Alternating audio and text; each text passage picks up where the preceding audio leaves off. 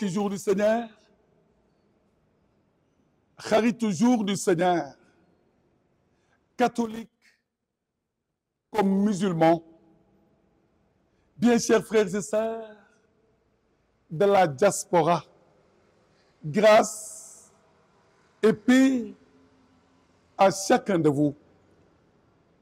Je vous retrouve avec un immense plaisir après un temps normal de congé et de repos.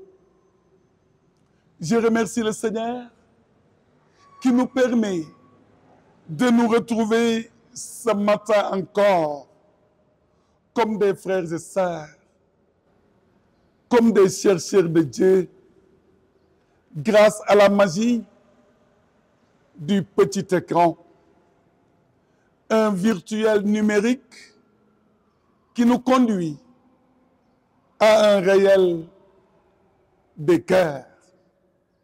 suñu gaañ yi namoon nañu leen lool yàlla na ñëpp am jàmm. Nous sommes au mois d'octobre. Octobre, le mois missionnaire par excellence. Octobre, de l'ouverture de l'année pastorale.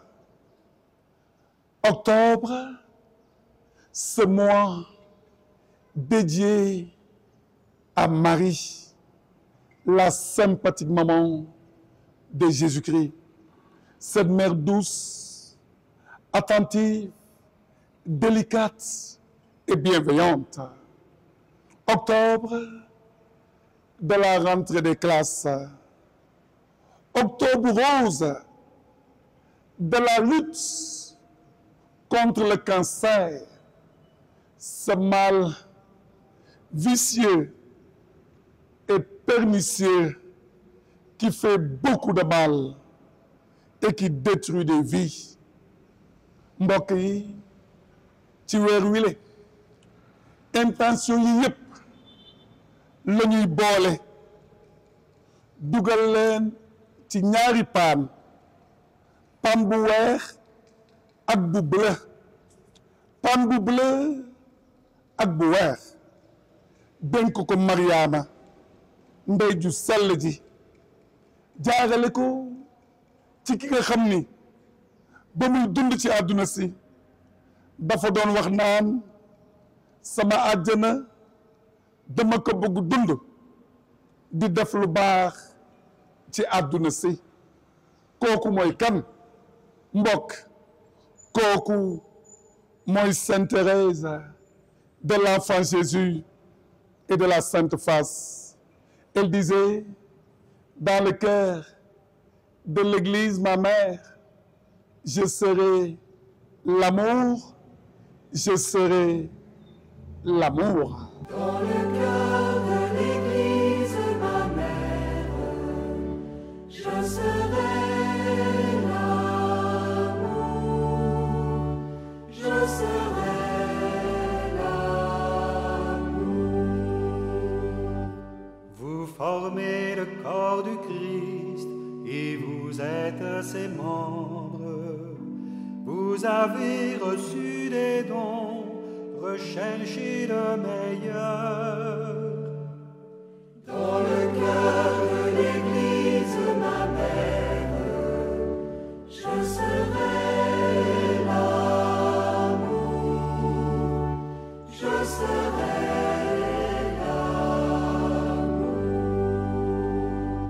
Quand j'aurai toute la foi à porter les montagnes, si l'amour n'est pas en moi, vraiment je ne suis rien. Dans le cœur de l'Église, ma mère, je serai l'amour, je serai l'amour. Maintenant demeure la foi, l'espérance et l'amour. Mais l'amour est le plus grand, il demeure toujours. Dans le cœur de l'Église, ma mère, je serai l'amour, je serai l'amour. Il n'est pas d'amour plus grand qu'un amour qui se donne, car aimer c'est tout donner et se donner soi-même. Dans le cœur de l'Église, ma mère, je serai l'amour, je serai l'amour. Lecture du livre du prophète Habakkuk. Combien de temps, Seigneur, je vais appeler sans que tu entendes, crier vers toi violence, sans que tu sauves? Pourquoi me fais-tu voir le mal et regarder la misère? Devant moi, pillage et violence, dispute et discorde se déchaînent. Alors le Seigneur me répondit, tu vas mettre par écrit une vision, clairement sur des tablettes, pour qu'on puisse la lire couramment, car c'est encore une vision pour le temps fixé. Elle tendra vers son accomplissement et ne décevra pas. Si elle paraît tarder, attends-la. Elle viendra certainement sans retard. Celui qui est insolent n'a pas l'âme droite, mais le juste vivra par sa fidélité. Parole du Seigneur. Si le vent est en passion, s'élève. Si tu heurtes le rocher des épreuves, si les flots de l'ambition t'entraînent, si l'orage des passions se déchaîne, regarde les rois, invoque Marie. Si tu la suis, tu devras regarde les rois, invoque Marie. Faites-moi c'est le chemin. Angoisser les périls, le doute, en la nuit du désespoir te recouvre. Si devant la gravité de tes fautes, la pensée du jugement te tourmente, regarde les rois, invoque Marie. Si tu la suis, tu devras regarde les rois, invoque Marie.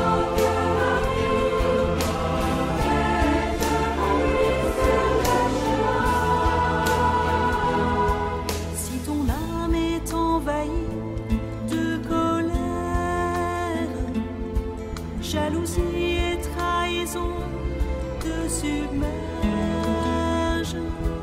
Si ton cœur est englouti dans le gouffre, emporté par les courants de tristesse,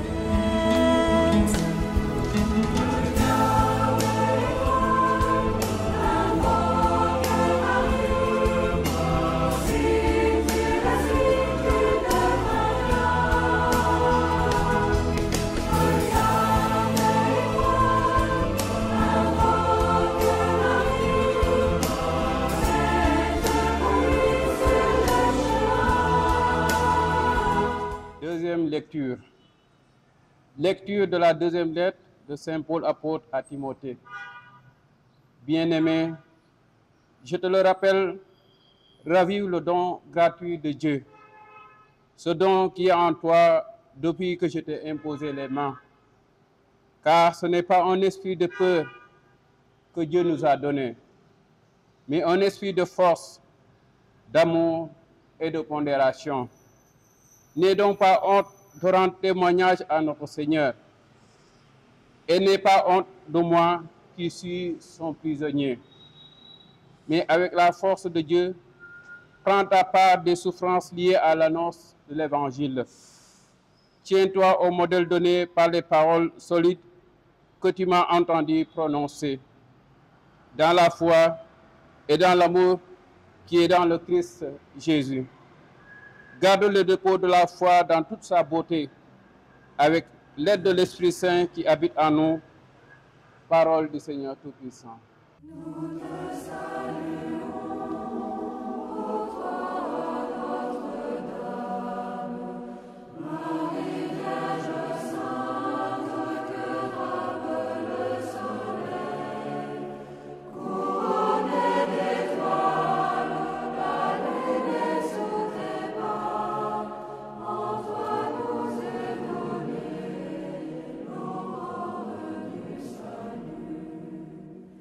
Maria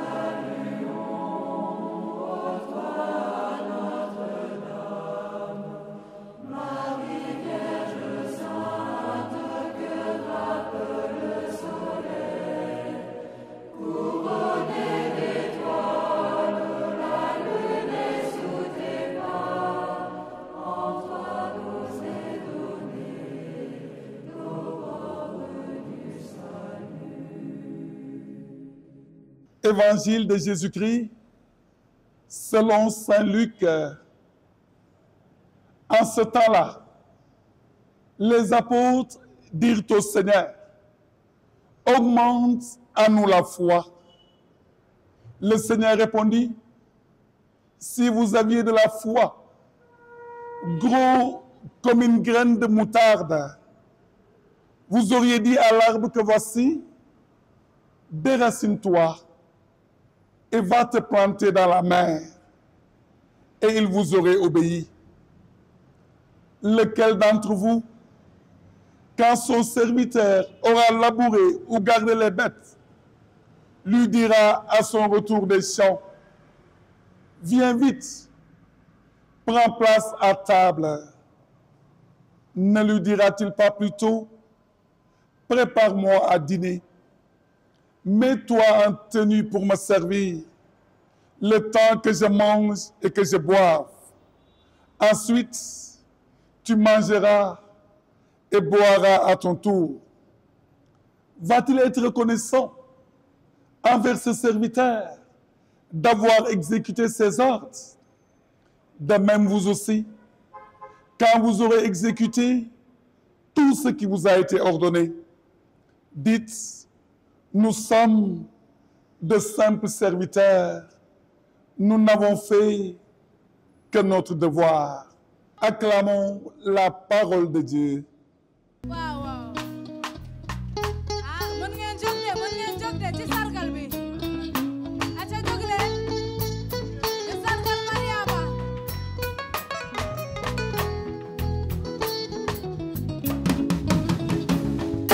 Mariama royukaay jigéen ñi.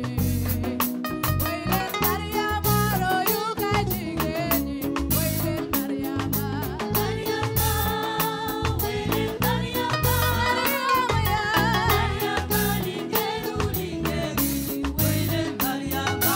Mariama mooy yaayu Krista bi. Woy leen ma Mariama royukaay jigéen ñi. Woy leen Mariama.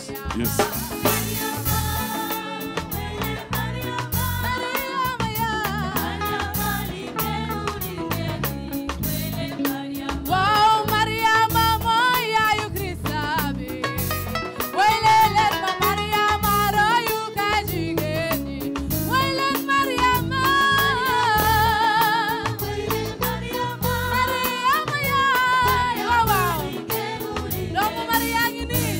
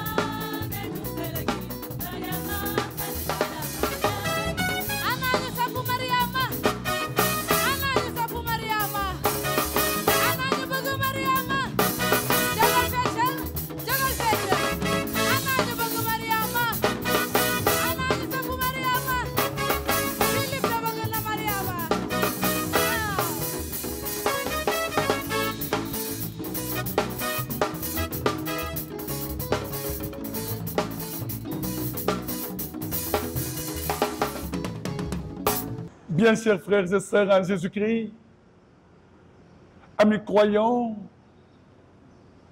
mbokki Sénégal, face à la souffrance, face à la violence, face au mal, l'homme que nous sommes, et de manière générale, se pose souvent de nombreuses questions. Où est Dieu? Ana yàlla ci li ma dal xanaa yàlla gisuma xanaa yàlla yërëmuma xanaa yàlla gisul li ma dal xanaa yàlla gisul sama jaaxle sama métit ak sama diis télé en filigrane la toile de fond de la première lecture de ce dimanche. Dëgg la mbokk coono dafa diis. Dëgg la mbokk coono dafa métti. Dëgg la mbokk naqar ak diisaayu xol kenn ñaanalu ko kenn kenn yéenewu ko kenn waaye mbokk maa ngi séddoo sa naqar ànd ak jàngu bi maa ngi séddoo naqaru képp ku nekk ci naqar yow mi tëdd hôpital Fann hôpital principal yow mi tëdd district de santé wu Yeumbeul yow mi nekk hôpital régional u Thiès bu Ziguinchor wala bu Kaolack jour du Seigneur a ngi lay nuyu jour du Seigneur a ngi lay ñaanal jour du Seigneur a ngi lay nemmeeku yow mbokk mi caabi féete ginnaaw jour du Seigneur a ngi lay nuyu jour du Seigneur a ngi lay nemmeeku jour du Seigneur a ngi lay ñaanal yow jigéen mi jànkonteeg ak feebaru cancer rawatina ci octobre rose bi ñu nekk jour du Seigneur a ngi lay xalaat jour du Seigneur a ngi lay ñaanal jour du Seigneur a ngi lay nuyu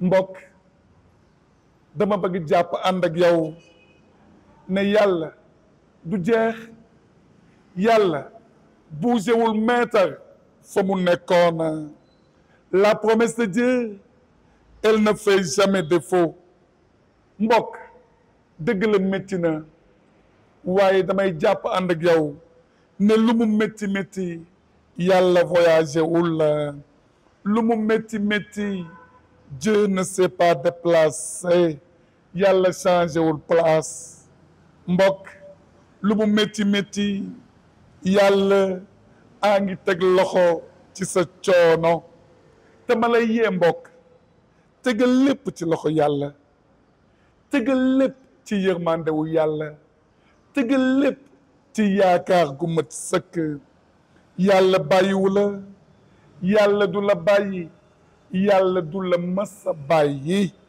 yàlla na la yàlla wéral yàlla na la yàlla taxaw yàlla na yàlla fëgg xol xel ak bopp ñëpp ñi nga xam ni ñu ngi ci coono ci biir àdduna si faisons-lui confiance avec Dieu si longue que soit la nuit le jour viendra et de manière très sûre Timothée doomu Paul la Timothée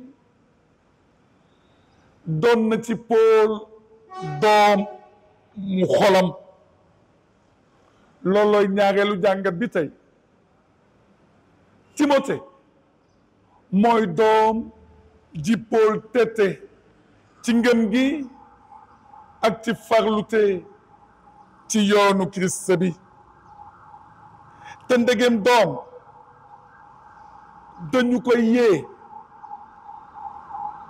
di ko sargal di ko woon yoon Paul a ngi yee Timothée ci lu baax ci lu rafet ci lu dëggu ak ci yàlla loolu mooy yeete bi gën bépp yeete Paul a ngi yedd Timothée te jaarale ko ci Timothée Paul a ngi yedd képp ku nekk ci ñun mbokk bul rus di seedeel Kirist bi mbokk jëlal sa wàll ci coonow Kirist bi mbokk deewal ci ngëm gi sampul ci ngëm gi seeyal ci ngëm gi maxeel ci ngëm gi amal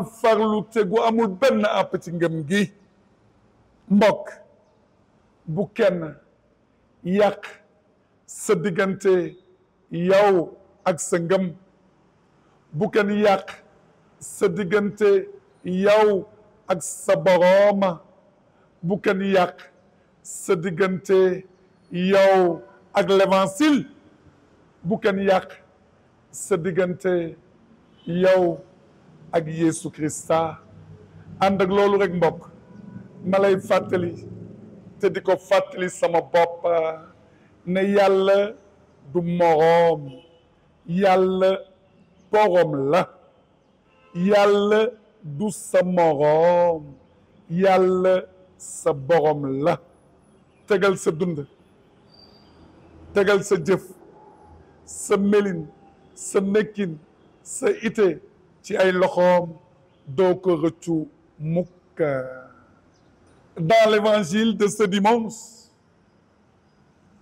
les apôtres posent à Jésus une question relative à la foi. Cette question nous sert de prétexte pour parler de l'importance de la foi et de l'appartenance à Dieu. Ici, chers amis, avons-nous encore besoin de nous rappeler que la foi chrétienne n'est pas l'appartenance à un livre, fût-il le plus grand de la terre. La foi chrétienne, ta foi chrétienne, ma foi chrétienne, c'est l'appartenance à quelqu'un. C'est une relation d'amour et de vérité avec Jésus-Christ, Fils de Dieu et frère des hommes. Mais une foi qui sait faire confiance, une foi qui se vit dans l'humilité, une foi qui s'abandonne, une foi qui se remet totalement entre les mains de Dieu. Nous sommes le corps du Christ. Chacun de nous est un membre de ce corps. Chacun reçoit la grâce de l'Esprit pour le bien du corps entier. Mbokk ngëm rek ay dëgg ngëm rek a neex ci xol ngëm rek a mat a wër ngëm rek a mat waaye ngëm gu ànd ak suufeelu ngëm gu ànd ak nangul yàlla ngëm gu ànd ak di dox ci li yàlla bëgg ngëm gu ànd ak jublu ci coobare yàlla ngëm gu ànd ak suufeelu gu mat sëkk ngëm gu ànd ak yaakaar bu takku ci Yesu Krista doomu yàlla ak musalkatu àdduna si sépp mbokk ànd ak yow maa ngi ñaan yàlla mu delloo ñu guddi ak bëccëg ci ngëm gu ni le mel mbokk ànd ak yow maa ngi ñaan yàlla mu may ñu suufeelu gu mat sëkk. Et nous osons dire à Dieu, nous sommes tes enfants, parce que loolu moom moo ñu ko wax keneen waxuñu ko. Et nous avons un Dieu qui ne ment pas. Nous avons un Dieu qui ne se dédie pas. Ce qu'il dit, il le fait. Et sa promesse s'accomplit toujours. Et si même elle tarde, si on est là assis et que la promesse tarde, nous allons l'attendre. Parce qu'elle s'accomplira certainement. Alors ce soir, nous sommes des pèlerins de l'espérance. Et nous nous accompagnons avec la Vierge de l'Espérance.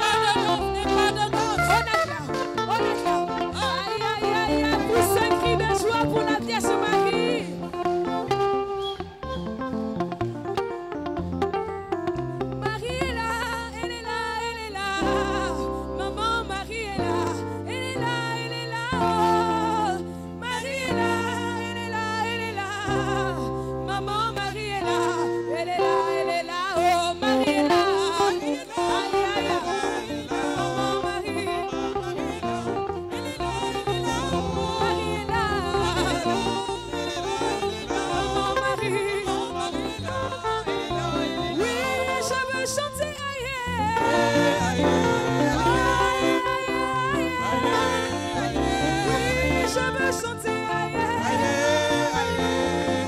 Oui, Marie est là, elle est là, elle est là.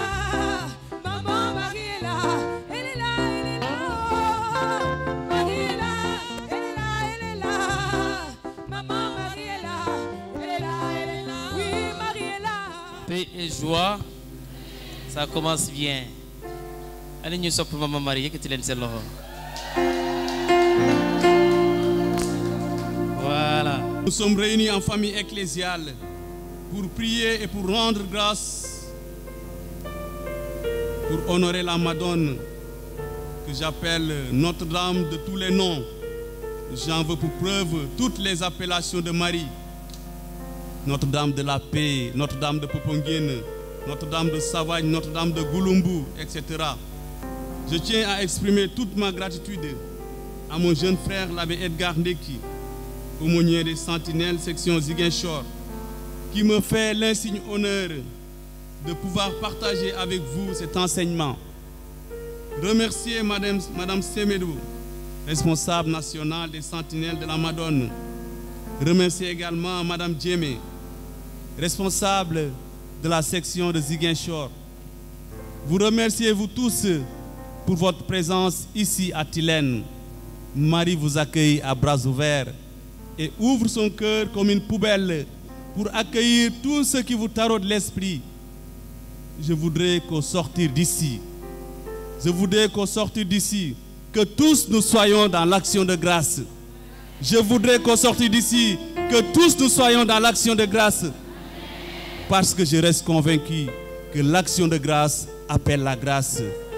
Puisque Dieu fait grâce, le Seigneur nous fera grâce. Mbokk yi Yàlla am na ay mbébét yu mu jox képp ku nekk ci ñun fii ci assemblée bi tey képp ku fi teew am na li nga xam ne Yàlla loolu la bëgg a jox te loolu la fas yéene jox tey jilee képp ku fi teew xamal ni boo fi waree jógee di nga am li nga yóbbaale sa biir kër Yàlla mën na ko te na ko def ci barke Yesu Christa suñu borom. Ñu ngi dund ren atum yaakaar fan lañu teg suñu yaakaar fan laa teg suma yaakaar est-ce que man sama yaakaar tasul est-ce que amul benn situation bi nga xam ni tas na sama yaakaar ba xamatuma fu ma koy waxee ba xamatuma fu may ubbee sama gémmiñ di ko waxee kon boog tey bu yaakaar kenn tas parce que Yàlla tuddul tas yaakaar Yàlla yaakaar la. L'espérance par excellence, c'est le Christ.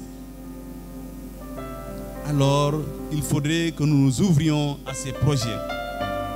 Les projets de Dieu, nous chantons souvent, mes pensées sont des pensées de paix et non de malheur. Sama mbébét ay mbébétu jàmm lañu mais du mbébétu naqar.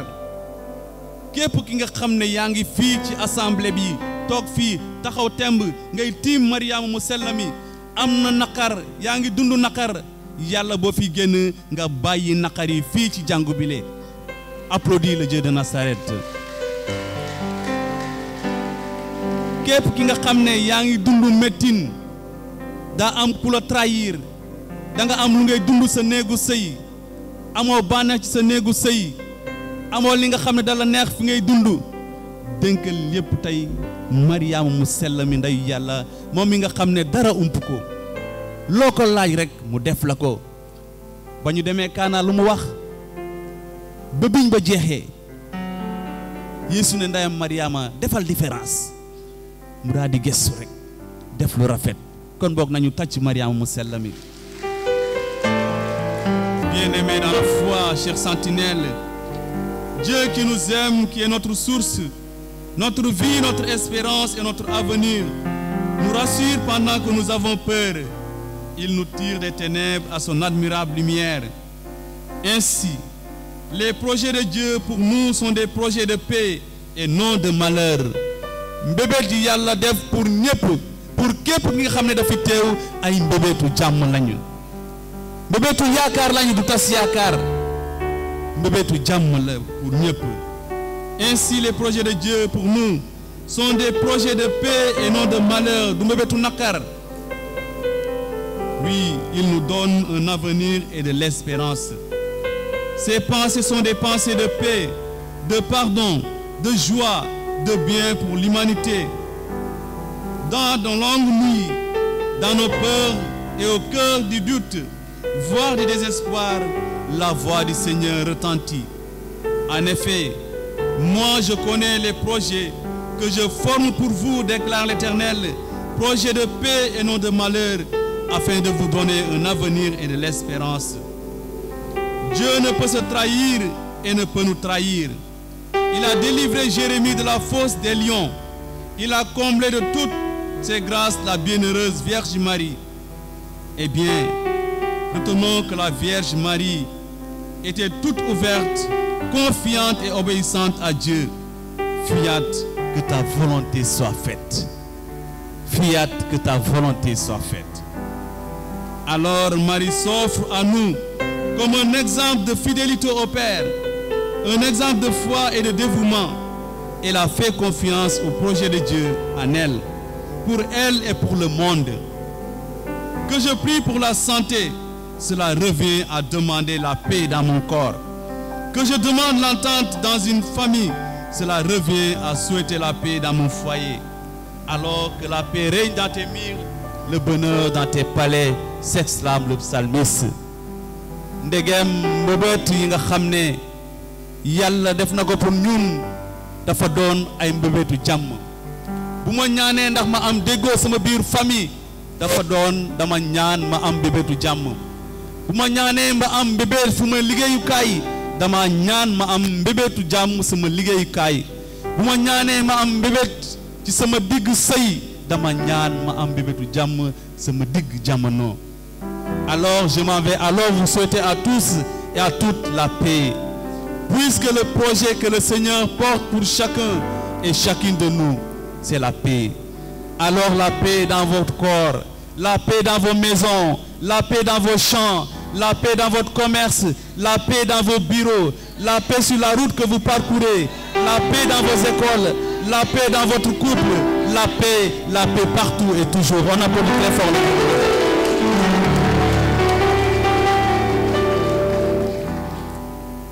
Très souvent, à la messe des vœux, nous nous souhaitons la paix, le bonheur et tout et tout. Je m'en vais maintenant vous faire une remarque par rapport à ces souhaits. Une remarque par rapport à ce projet de Dieu pour chacun de nous s'impose alors. Je me permets cependant de déceler dans nos comportements des éléments d'incertitude et voici comment. Je me rends compte que quand je formule des vœux de paix et que ces derniers se réalisent à l'endroit de ceux à qui je les adresse, il m'arrive d'en être mécontent et même d'en concevoir de la jalousie. Leer na léeg-léeg bu ñuy nekk ci at bu bees bu ñuy dugg ci at bu bees on se souhaite bonne et heureuse année. Bu ma nee bonne et heureuse année ki nga xam ne mu ngi toog sama wet, une année de santé, de grâce, de longévité, de beaucoup de santé, de beaucoup de bonheur. Bu loolu amee léeg-léeg damay jaloux di ko xool ay bët yi nga xam ne du ay bët yu rafet, di ko xool xol bi nga xam ne xol gu metti la. Nañ ci farlu.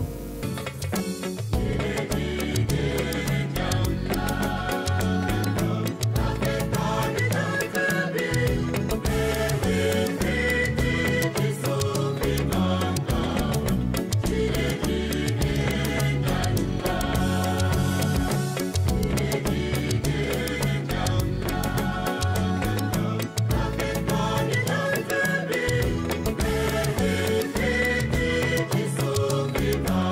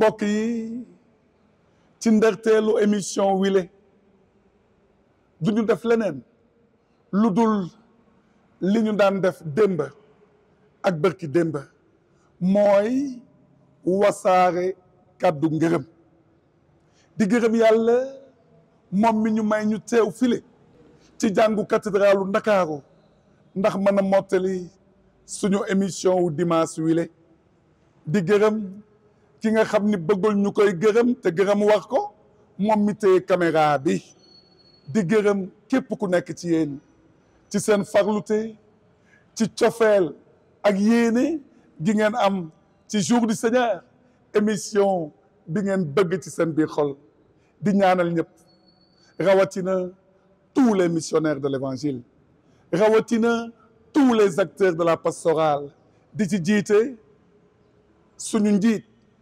Monseigneur André Gueye yal na ko yàlla may wër noflaay ak jàmm di souhaiter ñëpp une bonne année pastorale 2025-2026. Que le Dieu dont la marque de fabrique est la bonté continue de nous accompagner pour le meilleur de notre mission, de notre témoignage, pour le meilleur de notre vie. À vous tous, un bon dimanche. À vous tous, une belle semaine en Jésus-Christ, notre espérance.